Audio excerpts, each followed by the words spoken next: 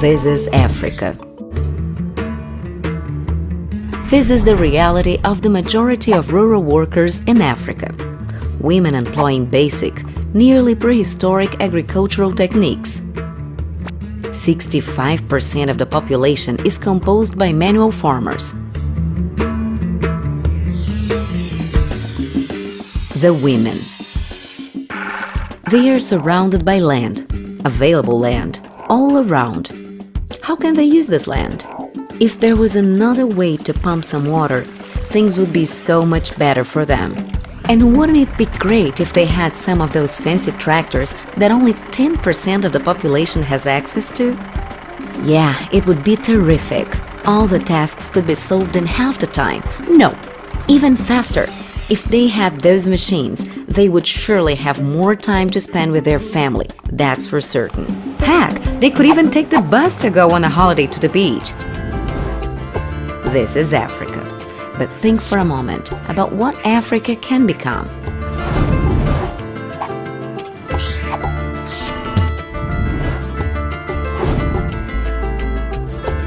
Yeah, there must be a way. Why don't we ask Martin from AGCO, who just returned from his trip to Africa? Hey Martin, how was your trip? Well, actually we thought that Africa would be most probably a potential future market for farm equipment, and now we know. We met a lot of very professional farmers. We saw a lot of big farms, we saw small farms, and we met a lot of very nice people also. How about you, Gary? What did you think of the African people you met?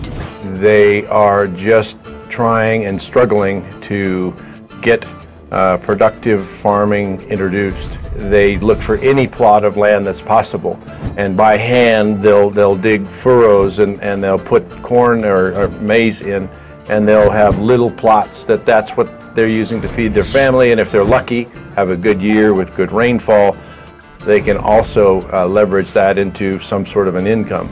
In 2008, a massive food crisis struck many countries. Riots took place in Egypt, Senegal, and Somalia. It was a hard time for Africa. But Africa can learn a lot from the experience of other developing countries, such as Brazil. While Africa suffered from the global food crisis, Brazil implemented a policy called Mais Alimento, More Food, aimed to improve family agriculture. Even though, in 2008, Brazil was struck by financial crisis and climatic disasters, a strong investment in agricultural development helped Brazil to survive the food crisis. Since the adoption of the More Food policy in 2008, more than 30,000 tractors were bought. Meanwhile, in Africa, the World Bank, one of Africa's most important funding partners, lent $11.4 billion to the continent in 2010. Only 5% went to agriculture, fishing, and forestry. But let's compare those two different places, Brazil and Africa. Brazil's population is estimated around 192 million people. Do you think that sounds like a lot? Well, the last time we checked, there were more than 1 billion people living in Africa. That's like more than 5 times the Brazilian population. In 2010, more than 56,000 tractors were sold in Brazil. That's one tractor per 3,400 citizens.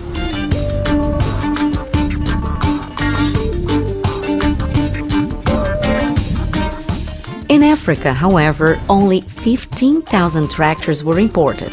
That means one tractor per 66,000 people.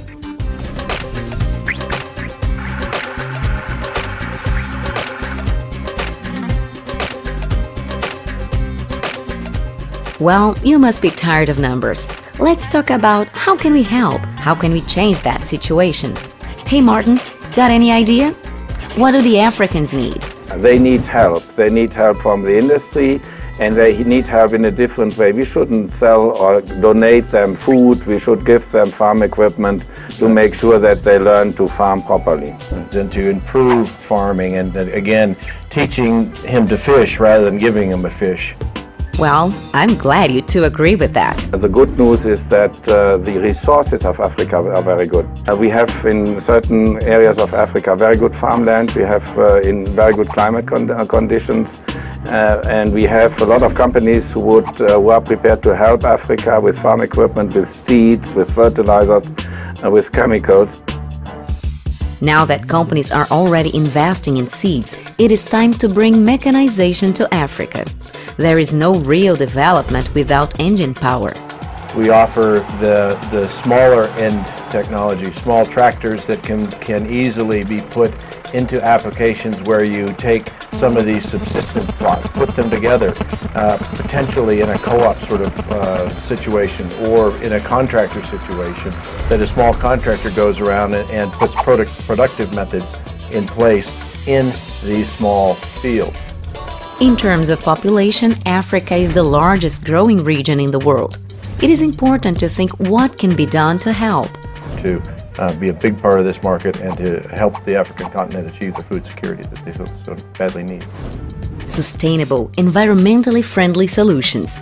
Equipment that will reduce the waste of pesticide and fertilizers.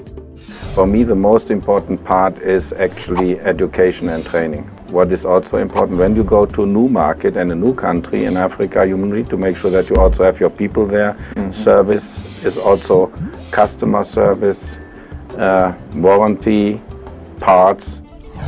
It is possible to change that reality. Africa can improve, and agriculture might just be the right way to go.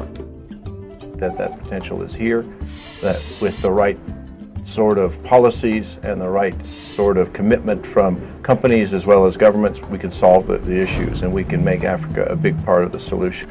And the impressive part is how kind the people are, how happy they are, how much fun they have, how often they laugh.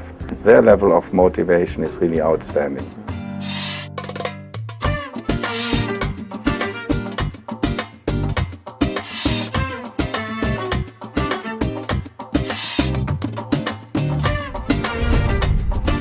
Who's going to be a part of the change? Who's going to shape the future of Africa?